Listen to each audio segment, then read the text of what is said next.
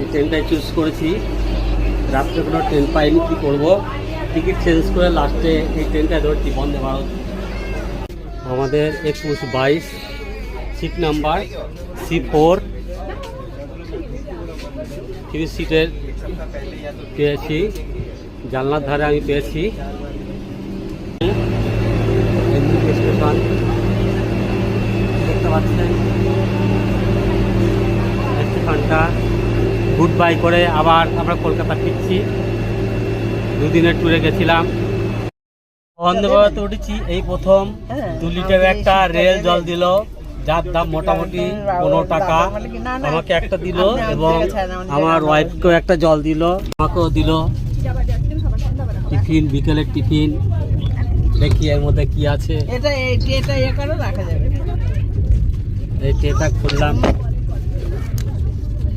কি কি দিয়েছে দেখেছো? ফুটি দিয়েছে, এখানে রাখলাম। দাদা দেখাচ্ছে, দাঁড়াও। দেখে এখানে আছে Himalaya salt cream pakora, Himalaya salt cream pakora.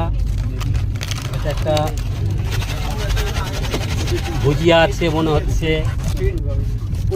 হ্যাঁ, এখনও কফি কিছু দেয়নি, কফিটা হয়তো পরে দেবে। এই যে সব দিয়েছে, দেখে নেন।